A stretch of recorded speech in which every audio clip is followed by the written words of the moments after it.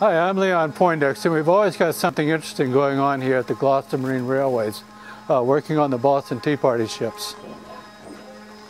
Everything we do on the ships is carefully researched, and when we came to putting copper on the vessel, we naturally thought of Paul Revere and his copper company. We found out through our research that that company was still in existence.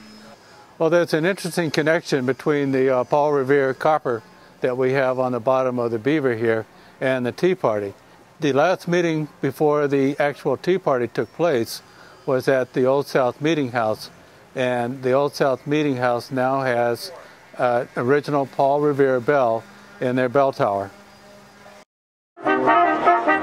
Today is a wonderful day because we are finally getting a bell for the Old South Meeting House again, and what's really exciting is this is an American-made bell.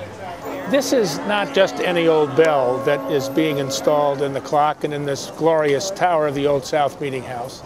It's a Paul Revere bell, forged and cast at the Paul Revere foundry in 1801.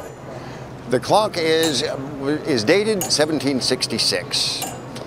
It is still hand wound, runs a week on a winding, but it has lost its voice.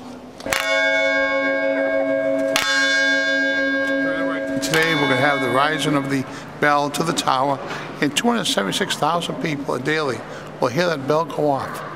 That's very special.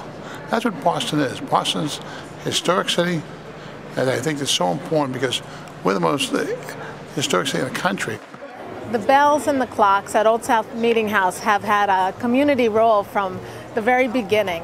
When the Old South Meeting House was built in 1729, they wanted to make sure there was a bell there. Bells were very important. They helped people tell time. They gathered people for meetings like the meeting that led to the Boston Tea Party.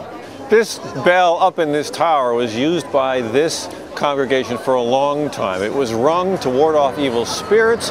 Back in the colonial times when they thought that things, fires, thunderstorms, and other things were things that required the public to know about. Bringing a Paul Revere bell, which is part of 2 centuries ago, to a building which is part of Massachusetts as much as Boston, is just a resounding success for the future. To join Paul Revere and the Old South Meeting House and the great democratic traditions that they finally represent is a very significant moment in the life of the city and actually of the country. Well, that's all the time that we have for this segment, but catch us the next time, and there's always lots of stuff going on here at the Gloucester Marine Railways.